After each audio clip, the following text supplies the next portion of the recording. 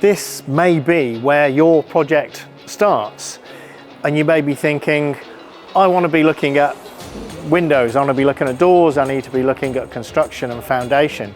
That's true, you should. But you should also be thinking about building automation at this time. Whatever system you're putting in, heating, lighting, you need to know how to control it. Now, these windows are not going to need external shading. That's not going to be a priority if this is what your project looks like. But on some projects, you're going to have large glazed surfaces, south-facing glazed surfaces. And these are going to benefit from external shading, and they're going to benefit even more from dynamic external shading. And that is where building control, building automation really makes a difference.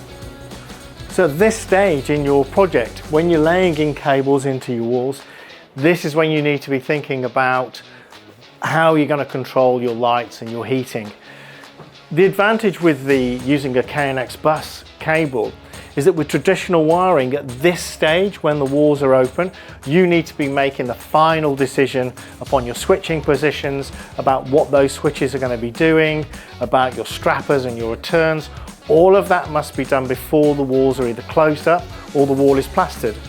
The beauty of that bus system, of the KNX bus system, is that it allows you a huge amount of flexibility. One bus cable, and you can fit any amount of switches or thermostats or heating control onto that single bus cable.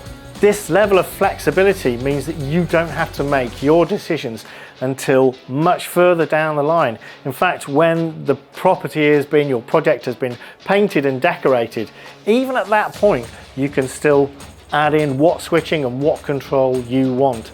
And then 6 months down the line, when you've lived in the project and you've lived in the property, you can then make changes simply and easily. That level of flexibility offered by using a KNX bus is invaluable. So hopefully, after all your hard work, everything that's been done, you'll get to a point in your project, your house renovation is going to look something like this. But remember, it all goes back to that day one, thinking about what's going to go into the build, how the build's going to happen, and how you're going to control it as well. And that's what smart home building automation is all about.